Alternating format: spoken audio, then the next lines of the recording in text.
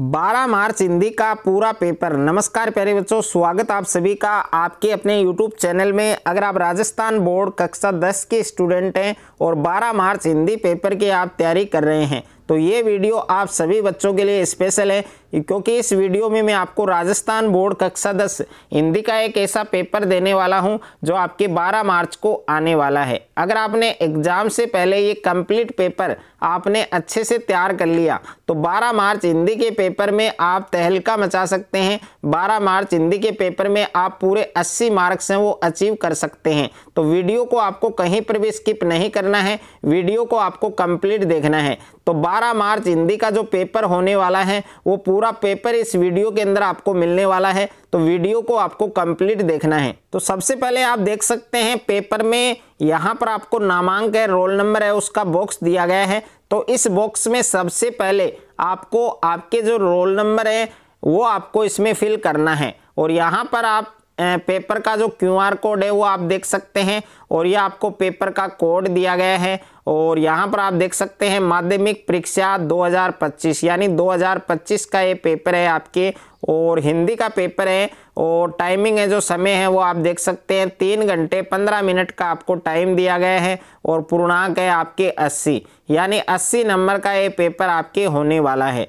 तो अगर आप भी हिंदी के पेपर में पूरे 80 नंबर लाना चाहते हो तो ये पूरा पेपर आपको तैयार करना है। तो सबसे पहले आप देख सकते हैं परीक्षार्थियों के लिए जो सामान्य निर्देश हैं वो आपको दिए गए हैं। इसमें पहला निर्देश है कि परीक्षार्थी सर्वप्रथम अपने प्रश्न पत्र पर नामांक रोल नंबर है वो अनिवार्यतः लिखें। और दूसरा निर्देश है कि सभी प्रश्न हल करने अनिवार्य हैं। और तीसरा निर्देश है कि प्रत्येक प्रश्न का उत्तर दी गई उत्तर पुस्तिका में लिखें। और 4 नंबर निर्देश है कि जिन प्रश्नों में आंतरिक खंड हैं उन सभी के उत्तर एक साथ में लिखें। और 5वां निर्देश है कि प्रश्न का उत्तर लिखने से पूर्व प्रश्न का क्रमांक अवश्य लिखें।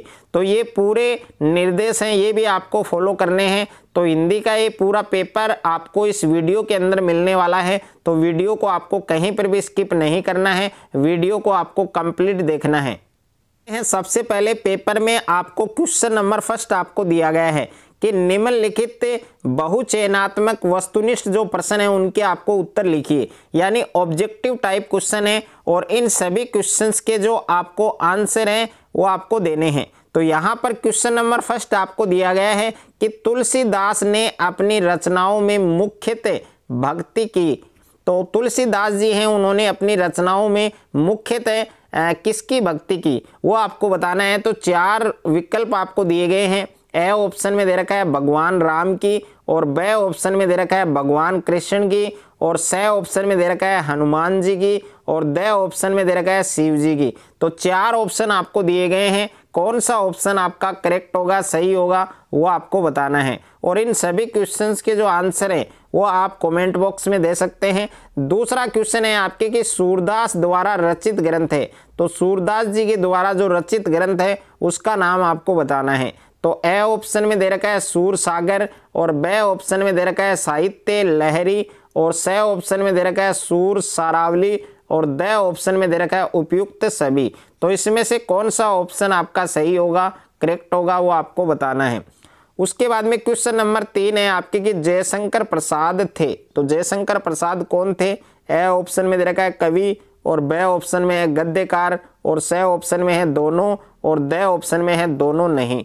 तो इसमें कौन सा ऑप्शन आपका सही होगा वो आपको बताना है। क्वेश्चन नंबर 4 आपको दिया गया है कि कवि के अनुसार फसल है, तो कवि के अनुसार है वो फसल कैसी है। तो ए ऑप्शन में दे रखा है नदियों के पानी का जादू है, और बे ऑप्शन में है हाथों के स्पर्श की महिमा, और से ऑप्शन में है मिट्टी का गुण, और द ऑप्शन में है उपयुक्त सभी। तो इस क्वेश्चन का सही उत्तर क्या होगा, इसमें कौन सा ऑप्शन आपका सही होगा वो आपको लिखना है। क्वेश्चन नंबर 5 है कि नौबत खाने में इबादत पाठ में बिस्मिल्लाह खां का नाम है। तो नौबत खाने में इबादत ये एक पाठ है आपके, और इस पाठ में बिस्मिल्लाह खां है उसका क्या नाम है। तो इसमें आपको 4 विकल्प आपको दिए गए हैं। ए ऑप्शन में आपको दिया गया है सलीम, और बे ऑप्शन में दिया गया है अमीरुद्दीन, और से ऑप्शन में दिया गया है शमसुद्दीन, और द ऑप्शन में दिया गया है सभी। तो इसमें कौन सा ऑप्शन आपका करेक्ट होगा, सही होगा, वो आपको लिखना है। क्वेश्चन नंबर 6 है आपके कि संस्कृति निबंध के लेखक हैं। तो संस्कृति निबंध के लेखक कौन है? तो ए ऑप्शन में दे रखा है यतीन्द्र मिश्र, और बे ऑप्शन में दे रखा है भदत्त आनंद कौशल्यान, और स ऑप्शन में दे रखा है रामचंद्र शुक्ल, और द ऑप्शन में दे रखा है हरिशंकर परसाई। तो इस क्वेश्चन का सही उत्तर क्या होगा? इसमें कौन सा ऑप्शन आपका करेक्ट होगा वो आपको लिखना है। क्वेश्चन नंबर 7 है आपकी कि लखनवी अंदाज कहानी के लेखक हैं। तो लखनवी अंदाज कहानी के लेखक कौन है? तो ए ऑप्शन में दे रखा है यशपाल, और बे ऑप्शन में दे रखा है जयशंकर प्रसाद, और स ऑप्शन में दे रखा है धर्मपाल, और द ऑप्शन में दे रखा है सुमित्रा नंदन पत। तो इसमें कौन सा ऑप्शन सही होगा, कौन सा विकल्प आपका करेक्ट होगा वो आपको लिखना है। क्वेश्चन नंबर 8 है आपके कि बाल गोविंद भगत अनुयायी थे, किसके थे? तो ए ऑप्शन में है रामानंद जी के, बे ऑप्शन में सूरदास जी के, और स ऑप्शन में कबीर जी के, और द ऑप्शन में कृष्ण जी के। तो इसमें भी 4 विकल्प आपको दिए गए हैं, कौन सा विकल्प आपका सही होगा वो आपको लिखना है। क्वेश्चन नंबर 9 है आपके कि माता का आंचल पाठ के लेखक हैं। तो ए ऑप्शन में है अयज्ञ, बे ऑप्शन में है शिव पूजन साय, और स ऑप्शन में है महादेवी वर्मा, द ऑप्शन में है मधु कंकरिया। तो इसमें भी 4 विकल्प आपको दिए गए हैं, कौन सा ऑप्शन आपका सही होगा वो आपको लिखना है। क्वेश्चन नंबर 10 है कि हिरोशिमा कविता लिखी है किसके द्वारा? तो ए ऑप्शन में जयशंकर प्रसाद, बे ऑप्शन में कबीर, और स ऑप्शन में अयज्ञ, और द ऑप्शन में महादेवी वर्मा। उसके बाद में खंड ब आपको दिया गया है, और खंड ब में प्रश्न संख्या 2 आपको दिया गया है कि निम्नलिखित अपठित गद्यांश को पढ़कर पूछे गए प्रश्नों के उत्तर अपनी उत्तर पुस्तिका में लिखिए। तो स्वतंत्र भारत का संपूर्ण दायित्व आज विद्यार्थियों के ऊपर है, क्योंकि आज जो विद्यार्थी हैं वे ही कल स्वतंत्र भारत के नागरिक होंगे, और भारत की उन्नति और उत्थान उन्हीं की उन्नति और उत्थान पर निर्भर करता है। तो ये पूरा गद्यांश है, ये पहले आपको अच्छे से पढ़ना है, और पढ़ने के बाद इसमें जितने भी क्वेश्चंस आपको दिए गए हैं प्रत्येक क्वेश्चंस का आंसर आपको देना है। तो यहाँ पर देखिए क्वेश्चन नंबर 1 है आपके उपयुक्त गद्यांश का उचित शीर्षक लिखिए, और दूसरा है कि भारत का कौन सा दायित्व विद्यार्थियों पर है, और तीसरा है विद्यार्थियों को अपना जीवन निर्माण कैसे करना चाहिए, और 4 नंबर है कौन भविष्य में भारत के नागरिक होंगे, और 5वां प्रश्न है कैसे विद्यार्थी देश के लिए भार स्वरूप होते हैं।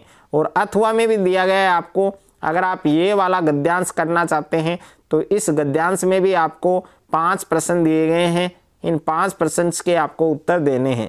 उसके बाद में क्वेश्चन नंबर 3 है निम्नलिखित अपठित पद्यांश को पढ़कर पूछे गए प्रश्नों के उत्तर अपनी उत्तर पुस्तिका में लिखिए। तो ये आपको पद्यांश दिया गया है, इस पद्यांश को पहले अच्छे से आपको पढ़ना है, ओके। और पढ़ने के बाद इसमें जितने भी क्वेश्चंस आपको दिए गए हैं प्रत्येक क्वेश्चंस के आंसर आपको देने हैं। तो इसमें पहला प्रश्न है कि उपयुक्त पद्यांश का उचित शीर्षक लिखिए, और दूसरा है पृथ्वी को उठाकर कहाँ रख दिया, और तीसरा प्रश्न है सभी देश किसके प्राणों पर लहराते हैं, और 4 नंबर है एक क्षण में क्या कर दें, और 5वां प्रश्न है किसे देख रुक जाओ। तो इसमें भी 5 क्वेश्चन आपको दिए गए हैं, और अथवा में भी आपको एक पद्यांश दिया गया है। अगर आप ये वाला पद्यांश करना चाहते हैं तो ये कर सकते हैं, दोनों में से एक आपको करना है। उसके बाद में खंड स है आपके, और खंड स में प्रश्न संख्या 4 है निम्नलिखित में से किसी एक विषय पर 150 शब्दों में आपको निबंध लिखना है। तो इसमें पहला है आपके होली रंगों का त्योहार, और दूसरा है विद्यार्थी जीवन, और तीसरा है स्वच्छता का महत्व, और 4 नंबर है हमारे राष्ट्रीय पर्व। तो इसमें 4 निबंध दिए गए हैं, जिस पर आप अच्छे से निबंध बना सकते हैं उस पर आपको निबंध बनाना है।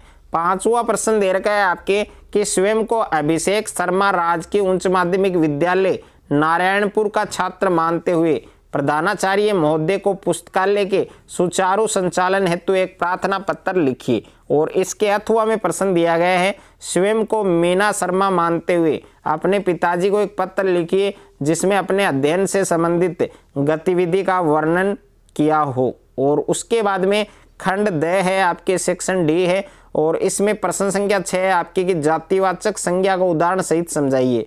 यानी जो जातिवाचक संज्ञा है उसको आपको उदाहरण सहित समझाना है। और क्वेश्चन नंबर 7 है निम्नलिखित वाक्यों में विशेषण छांट कर लिखिए। तो इसमें विशेषण छांट कर लिखना है।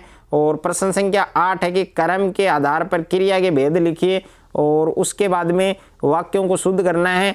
और ये आपके क्वेश्चन नंबर 10 आप देख सकते हैं, ये आपके क्वेश्चन नंबर 11। क्वेश्चन नंबर 11 में आपको निम्नलिखित जो पठित पद्यांश है उसको पढ़कर पूछे गए प्रश्नों के उत्तर दीजिए। तो बादल गरजो, घेर घेर, घोर गगन, धराधर ओ, तो ये आपके बुक का पद्यांश दिया गया है। तो इस पद्यांश में आपको पहला प्रश्न दिया गया है कि उपयुक्त पद्यांश का उचित शीर्षक लिखिए। दूसरा प्रश्न है यह काव्य किस कवि के द्वारा लिखा गया है। तीसरा है कि नूतन शब्द का विलोम शब्द लिखिए। और 4 नंबर है विद्युत छवि उर में कवि नवजीवन वाले पंक्ति का आशय स्पष्ट कीजिए। 5वां प्रश्न है बादल का पर्याय लिखिए। और इसके अथवा में भी आपको एक पद्यांश दिया गया है, अगर आप ये पद्यांश करना चाहते हैं तो ये कर सकते हैं। उसके बाद में क्वेश्चन नंबर 12 है निम्नलिखित पठित गद्यांश को पढ़कर पूछे गए प्रश्नों के उत्तर लिखिए। तो ये बुक का है आपके पद्यांश की। अब हालदार साहब को बात कुछ समझ में आई, एक चश्मे वाला है। तो ये पूरा गद्यांश आपको पहले पढ़ना है। इसमें पहला प्रश्न है कि कैप्टन किसका नाम था। दूसरा है कैप्टन क्या सोचता था। तीसरा है मूर्ति पर क्या नहीं लगा था। 4 नंबर है नेताजी की आंखों का चश्मा कैसे बदल जाता था। 5वां है कैप्टन के चरित्र की क्या विशेषताएं थी। और इसके अथवा में भी आपको एक गद्यांश दिया है, अगर आप ये गद्यांश करना चाहते हैं तो ये कर सकते हैं। उसके बाद में नेक्स्ट आपके क्वेश्चन नंबर 13 है कि कवि के अनुसार मृतक में भी जान किसकी मुस्कान डाल देती है। क्वेश्चन नंबर 14 है कि कवि आत्मकथा लिखने से क्यों बचना चाहता है। और क्वेश्चन नंबर 15 है बिस्मिल्लाह खां खुदा से क्या मांगते थे। क्वेश्चन नंबर 16 है लेखक के अनुसार संस्कृति क्या है। तो इन सभी क्वेश्चंस के आंसर आपको देने हैं। उसके बाद में लघु उत्तरात्मक है।